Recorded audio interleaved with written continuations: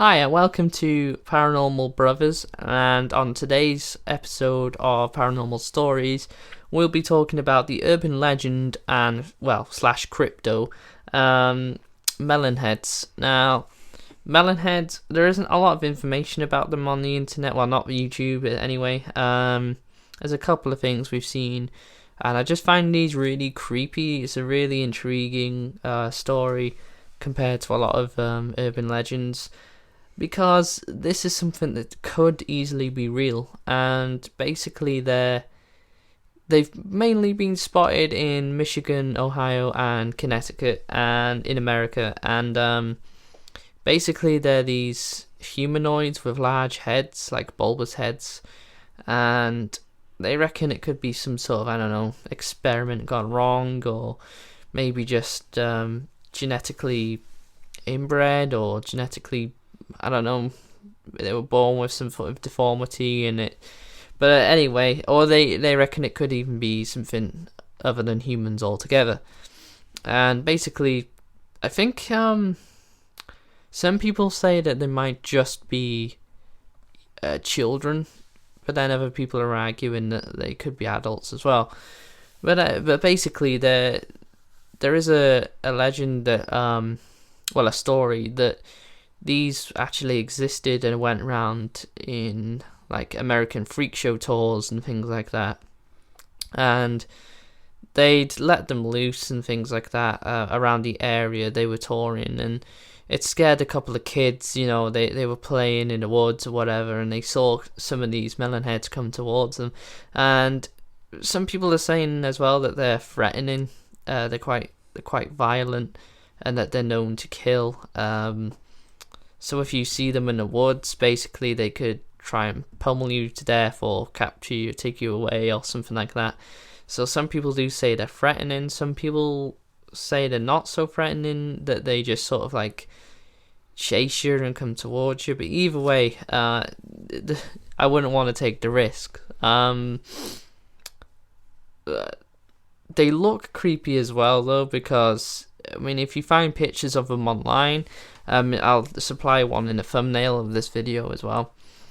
They just, I don't know, there's something about this legend, these creatures, because it's, like I said, it could easily be real. It's like, they're not so unbelievable that it's impossible. They're the kind of things where they could have been genetically modified or inbred or anything like that.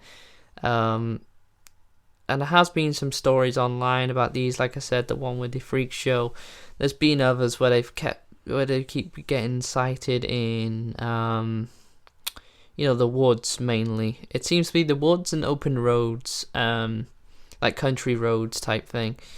Like little country lanes, things like that. When people are driving, they've spotted them on a road. When people are walking through the woods, they've been chased by them. There is one story where there was children playing in their own backyard, and these things came out of the trees and basically scared them half to death. So what do you think of them anyway, Ray?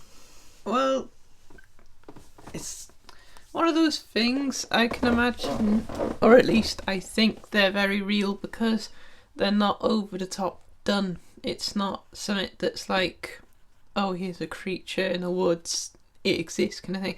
It's actually got, because the story I heard, and I think it's the most popular one, like the most popular origin, and it's very believable because of the accounts that happened. But basically, I think it said 1940s. It was during a very hard time in America anyway.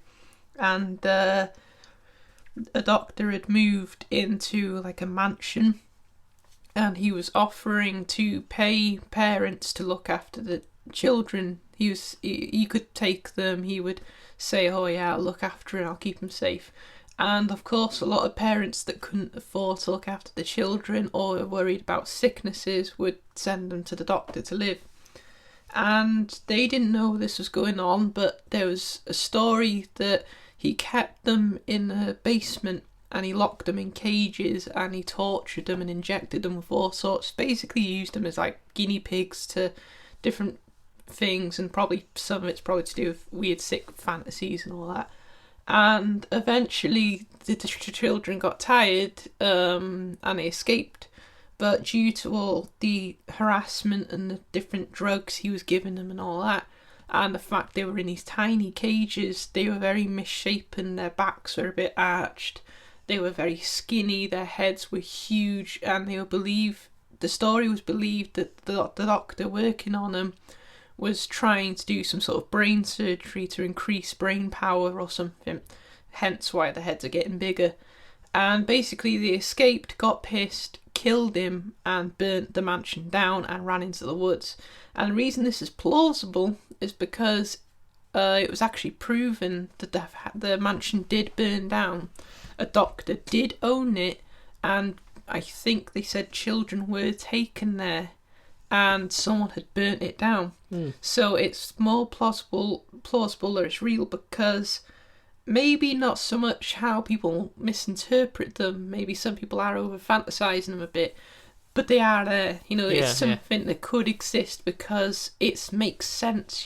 Doctor trying to obviously use humans for testing when he shouldn't have been. And the only thing is, I don't know if they'd still be alive, because that was a long time ago. They were just children. They had so much done to them, and they're in the woods. And the reason why I think they're so violent is, if you think some of them were probably 5 or 6 years old, they wouldn't, and they were treated like crap with these people. It's horrible what he did to them. So imagine if you're someone who's not well educated, you've been treated bad by humans. Of course, you're going to get vicious when someone's in your area and you want to attack and defend yourself, don't you? And like you were saying about the stories, people getting chased. Well, if they moved in the woods all those years ago and someone's just moved into a house nearby or just built one, it would make sense they would want to attack you, because you're getting onto their territory. They kept out of civilization. They're not in towns and cities. So maybe they don't want to kill you. They're just trying to get you out. They don't want you in their land. And I don't know how they would have survived. Maybe they do eat people. Maybe they're cannibals and they eat animals and stuff like that. But I thought, out of every myth I've heard, that is probably the most realistic, simply because it can happen. It's a thing. It's happened before. Not quite the same, but we have done experiments that have caused human mutations and, made them... I mean, look at the Chernobyl incident. That's a bit different. I know it's radiation, but they became misformed, don't they? Yeah. They're not quite Maybe the same it was anymore. even some form of that, who knows? Maybe like radiation treatment or something. So,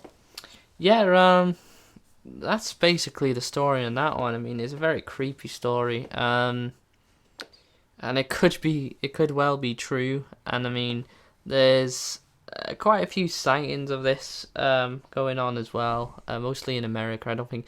But that's another thing that makes me wonder, is they seem to be in one particular area. Always in the woods too. Yeah, so it's like, if they travelled state to state there, because those states, I think they're quite close to each other, if I'm not mistaken. And basically, maybe they've travelled the woods, and if there was like sightings all around the world, I'd be a bit more skeptical then, because it'd be like one of those paranormal type things where, where it's like a demon or a ghost or something like that, where people start making them up all over the place. But because they seem to be in one particular area and there's a huge backstory behind it, it's much more believable. They're believable characters too. So, and another reason which I think could be real is there's not many stories that way.